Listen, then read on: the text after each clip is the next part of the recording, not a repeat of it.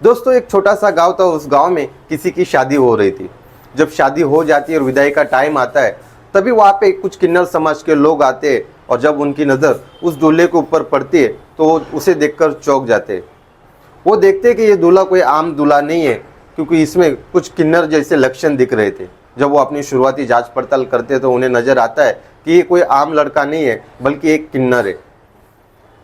और एक किन्नर की और दुल्हन की शादी हो जाएगी तो उस सामने वाली लड़की की ज़िंदगी खराब हो जाएगी और हम लोग हमारे आंखों के सामने ऐसा कुछ होने नहीं देंगे।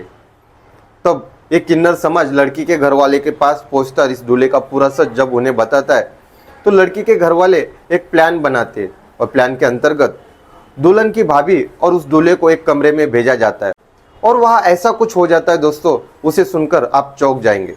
अगर आपने अब तक हमारे यूट्यूब चैनल भाव की बात को सब्सक्राइब नहीं किया तो प्लीज़ चैनल को सब्सक्राइब कर लीजिए, क्योंकि आपके सब्सक्राइब करने से और वीडियो को लाइक करने से आप तक नई नई सच्ची कहानी आप तक पहुंचाने में हमें काफ़ी खुशी होती है और हमारा काफ़ी हौसला बढ़ जाता है। तो प्लीज़ आप चैनल को सब्सक्राइब कर लीजिए। दोस्तों ये सच्ची कहानी है उत्तर प्रदेश के मुरादाबाद शहर के एक छोटे से गाँव की। उस छोटे से गाँव में एक लड़का और एक लड़की की शादी हो रही थी। उस दुल्हन का नाम प्रिया था, उस दूल्हे का नाम पुनीत था। पुनीत और प्रिया इस शादी से काफ़ी खुश थे और ये शादी दोनों परिवारों की रजामंदी से हो रही थी। इसके लिए दोनों परिवारों में खुशी का माहौल बना हुआ था। ये शादी बहुत ही अच्छी तरीके से होती है। शादी की पूरी रस्में बहुत ही अच्छी तरीके से की जाती है। जब शादी की आखिरी रस्म विदाई का टाइम आता है, उसी वक्त वहाँ पे कुछ किन्नर समाज के लोग आते हैं। दोस्तों आपको तो पता है, किन्नर समाज के लोग जहाँ भी खुशी का माहौल वहाँ होता है वहाँ पे वो पहुँच जाते हैं। ऐसे विदाई के टाइम ये लोग यहाँ पर आ जाते हैं और अपना नाच गाना चालू कर देते हैं। उसी वक्त उनकी नज़र दूल्हे के ऊपर पड़ती है। जब उनकी नज़र दूल्हे के ऊपर पड़ जाती है तो वो समझते हैं कि दूल्हे में कुछ ना कुछ गड़बड़ है। जब वो दूल्हे के पास जाकर उससे बातचीत करते और उससे मस्ती करते तो उसमें से जो उनकी मुखिया थी सुमन उस दूल्हे को बोलती है, तुम शादी तो कर रहे हो लेकिन शादी करके तुम दुल्हन के साथ कुछ भी नहीं कर सकते। तभी ये बात सुनकर दूल्हे का बाप वहाँ तुरंत आ जाता है और उस किन्नर समाज को भरा बुरा बोलना चालू करता है।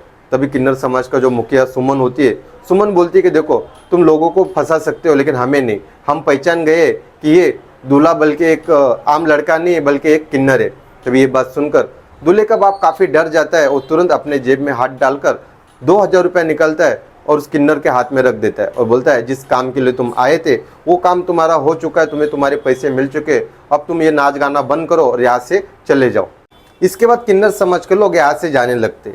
लेकिन तभी किन्नर समाज की जो मुखिया रहती है सुमन अपने लोगों से बोलती है कि अगर इस किन्नर की शादी इस लड़की से तो हो चुकी है, अगर इसकी विदाई भी हो जाएगी तो इस लड़की की ज़िंदगी खराब हो जाएगी और हमारे रहते हुए किसी लड़की की ज़िंदगी खराब हम होने नहीं देंगे।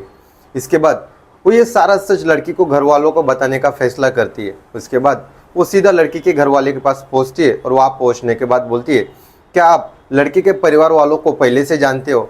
क्या आपकी लड़की और ये दूल्हा एक दूसरे को पहले से जानते हैं?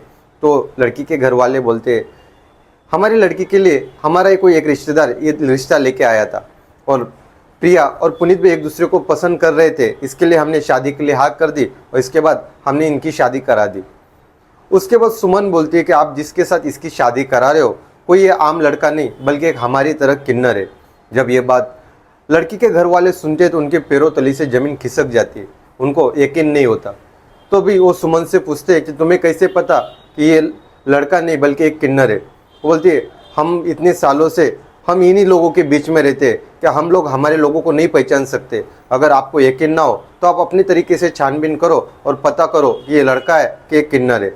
उसके बाद लड़की के घर वाले एक प्लान करते हैं और लड़के का सच पता करने के लिए वो लड़की के भाभी को बोलते हैं कि तुम कुछ भी बहाना कर उस दूल्हे को अपने कमरे में लेके आओ और वहाँ आने के बाद पता करो कि ये लड़का है कि किन्नर है। भाभी भी उस चीज़ को मान लेती है और भाभी दूल्हे के पास पहुंचकर बोलती है कि मुझे तुम्हें कुछ गिफ्ट देना है और वो गिफ्ट मैंने एक कमरे में रखा है, तो तुम मेरे साथ चलो। तो दूल्हे को भाभी अपने साथ कमरे में लेकर आती है और कमरे में पहुंचने के बाद इसके बाद भाभी रूम का दरवाज़ा बंद कर लेती है और दूल्हे को अपने साथ बेड तक लेके जाती है। उसके बाद उसे बेड पर बिठाती है। उसके बाद रूम का लाइट बंद कर देती है। रूम का जैसी लाइट बंद हो जाता है तो वो दूल्हा भाभी से पूछता है कि भाभी आपने ये लाइट क्यों बंद किया है और आप मुझे गिफ्ट देने वाली थी। तभी भाभी उससे बताती है कि हमारा यहाँ का एक रिवाज है, तुम्हें प्रिया के साथ सुहागरात मनाने से पहले तुम्हें एक परीक्षा देनी पड़ेगी और परीक्षा यही है कि तुम्हें मेरे साथ पहले संबंध बनाना पड़ेगा और तुम्हें उस परीक्षा में पास होना पड़ेगा। जब ये सुनकर वो लड़का हैरान हो जाता है। उसके बाद भाभी उससे गले लगाती है भाभी के लाख कोशिशों के बाद भी उसमें कोई असर नहीं हो रहा था। उसके जगह पे और कोई लड़का रहता तो अब तक भाभी के साथ बहुत कुछ कर लेता था।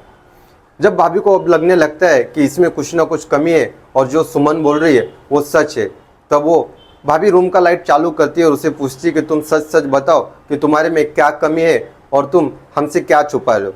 तभी भाभी को वो बताता है कि मेरी इससे पहले भी शादी हुई थी और मैं अपनी बीवी के साथ कुछ भी नहीं कर पा रहा था, इसके लिए वो भी मुझे छोड़कर चली गई थी।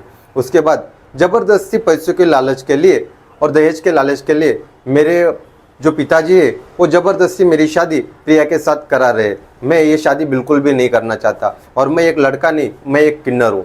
जब भाभी ये सब बातें सुनती है तो ये सब बात सुनकर भाभी तुरंत उस कमरे से बाहर आ जाती है और बाहर आने के बाद अपने परिवार वालों के पास आकर बोलती है कि जो सुमन बोल रही है वो बिल्कुल सच है, जो पुनीत है एक लड़का नहीं बल्कि एक किन्नर है। इसके बाद सारा सच सामने आ जाता है और सच सामने आने के बाद गांव में एक पंचायत जमा की जाती है और पंचायत ये फैसला करती है कि प्रिया के घर वालों का जितना भी शादी का खर्चा था वो सारा खर्चा पुनीत के घर वाले देंगे। इसके बाद इसकी खबर पुलिस को दी जाती है और पुलिस गांव में आकर पुनीत और पुनीत के बाप को गिरफ्तार कर लेती है। दोस्तों, जिस तरह इस किन्नर समाज ने इस लड़की की जिंदगी खराब होने से बचाई है ये वाकई काबिले तारीफ है। ये कहानी सुनाने के पीछे का मकसद किसी के भी भावनाओं को ठेस पहुंचाना या दुख पहुंचाना नहीं है, बल्कि जो समाज में हो रहा है वो सच आप तक पहुंचाना है। दोस्तों, इसी तरह की सच्ची कहानियों के लिए हमारे YouTube चैनल भाव की बात को सब्सक्राइब करें और बेल आइकॉन को दबाना ना भूलें। तब तक के लिए अपना ख्याल रखिए, स्वस्थ रहिए। जय हिंद।